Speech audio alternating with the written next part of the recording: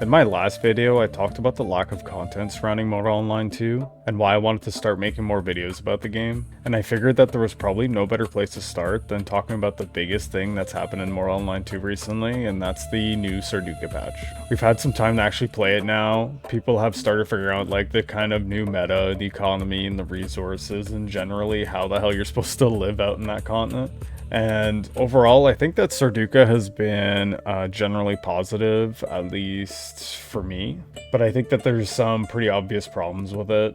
So today I just wanted to sit down and talk about what I think Sarduca has gotten right and where I think it falls short, and some of the issues that Star Vault could address moving forward. So buckle your hats there, guys, and let's talk about Sarduca. I think the biggest thing Sarduca has gotten right is just how alive the game feels. And obviously part of that is the influx of player population. We've got more people playing right now, so naturally you're going to run into more people. But I don't think it's just the population. I think the map being condensed just makes it overall, obviously, more population dense. In Mirrorland, things felt so fucking enormous, at least at times. You'd have gigantic stretches of the map, like the plains areas, you know, you'd be traveling from Meduli to Morinkur, and feel like you're going on a crazy expedition. Whereas in Sarduca, you're kind of just running into people, you're seeing players, you're seeing mobs, you're seeing mounts, and you're seeing more stuff happening around you. And that's kind of like a really important thing more online too, because other players are what make the game interesting. And I don't know what they're doing. Maybe they're friendly, maybe they're scouting, maybe they're carrying a bunch of resources, maybe they're trying to kill you. And that uncertainty is a huge part of what makes the game interesting. Go, go, go, go, go, go, go. Get him off the mount, that little cunt. Don't make noise. Don't make noise. This guy, look at this guy, look at this guy, look at this guy.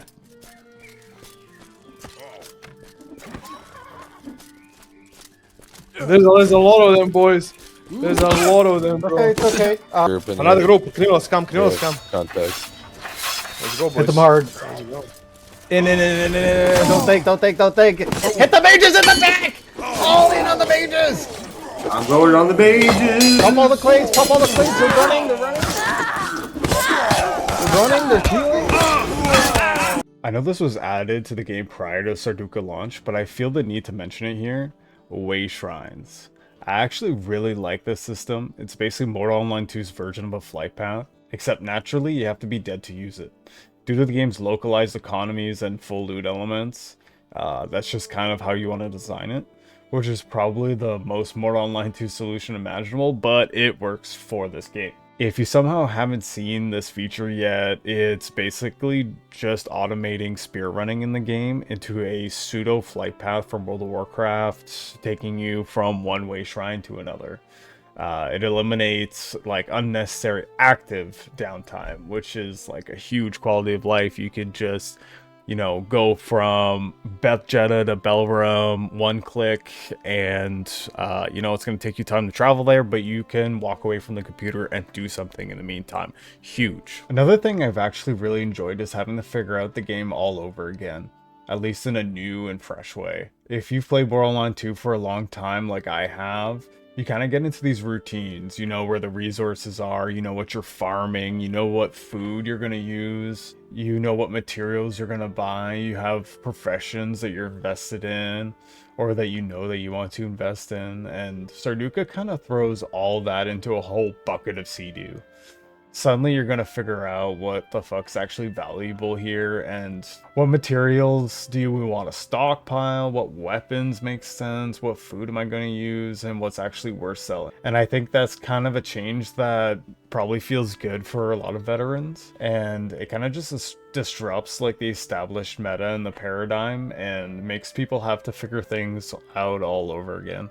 But after playing here for a little while, I think there's kind of some obvious gaps in the new ecosystem that are becoming glaringly obvious. And this brings me to my biggest complaint with the current state of the game, and that's archery.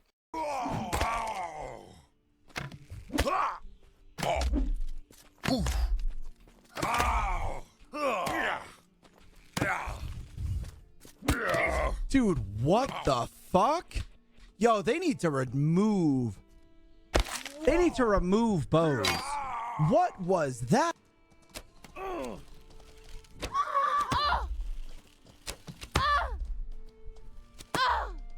Could be the dumbest shit I've ever seen in my fucking life, bro.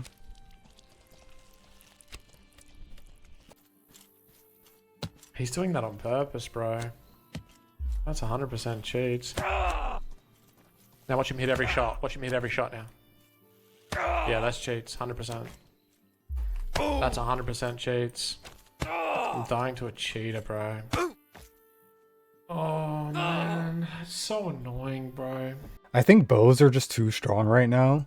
I think part of the problem with the launch of Sarduca was also that you just kind of had a lower average gear quality. People aren't running around and steal right off the get-go. And when you combine this with things like mounted skills, weapons, and abilities, it can make archery feel really oppressive, especially on a fresh start. This will become like less and less apparent as the game kind of like normalizes over time, I think, though. And people start wearing like better armor and just have like better trinkets and all that. But personally, I think I preferred a world where archery was primarily used to dismount players and force ground fights. I think that was just more interesting interaction than like running around until you either die, you know, as you're getting pelted with arrows, or you shame walk back to town while a mounted just sits in your back pelting you with arrows until you run back into guard range. It just gets exhausting after a while. Half the time they just kind of kill your mount and keep on riding because they actually know that they can't kill a regular footy wearing proper plate armor who actually has bandages sitting in their inventory.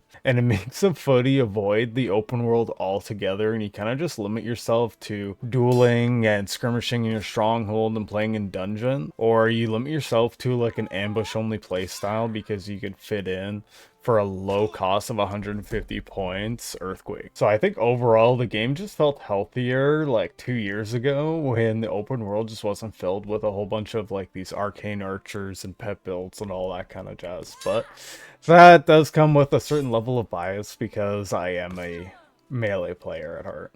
Also, guys, can we talk about why the dungeon loot is all locked behind lockpicking? I mean, lockpicking's as cool as the next thing, but bruh. Yeah, this is the one. This is the one. Ah, tippy tappy, tappy tippy, tippy tappy, and tap, tippy tappy, tippy tappy.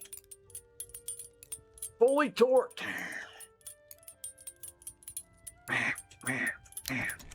Fuck. But man, we need to have a serious conversation with whoever it is at Starvault who's working on the loot tables, because Jesus fucking Christ. Now, let's talk about some of those gaps that I mentioned before, because this is probably where I've had the most level of frustration outside of like the PvP balance. And that's the available resources that are currently at our disposal, like the new puzzle pieces, I guess you could say. Let's take a really easy example. Like, what food are you currently using in Sarduca to fill your health and stamina reserves? Yeah, you're probably using this fucking shit. You know, where's the spelt? Where's the rye? Like, you can look at simile and alchemy. I feel like there's a lot of gaps when it comes to DH multipliers, at least from what I could tell. There might be a bunch of undiscovered ingredients or things that just haven't been tested yet. But, you know, that reminds me, just let me know down in the comments below if you guys would be interested in seeing a future alchemy video.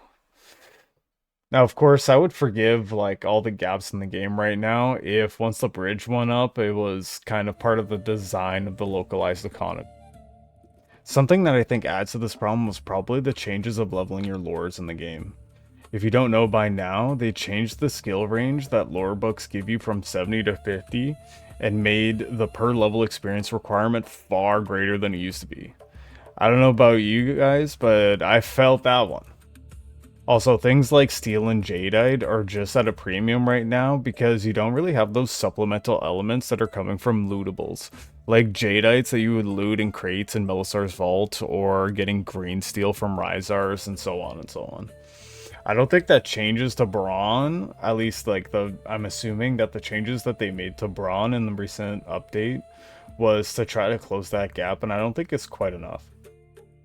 So overall, I think Sarduca is a really good step for Mortal Online 2.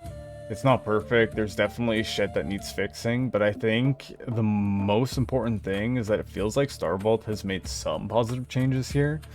I mean, it's not all negative, A smaller, denser world, more players, more encounters, and I think that's what More Online 2 needs, as it is a sandbox MMORPG. Not necessarily more land, but more depth, more reasons for the systems we've already have, forcing us to interact with each other and the game. Because I generally think there's an incredible MMO hiding here inside More Online 2, and Sarduca kind of reminds you of that. So hopefully we see Starbolt continue building on what they've already created instead of constantly feeling like they have to push on to the next big thing. Anyways, that's everything for my rant today, guys. We'll see you guys on the next one. Peace.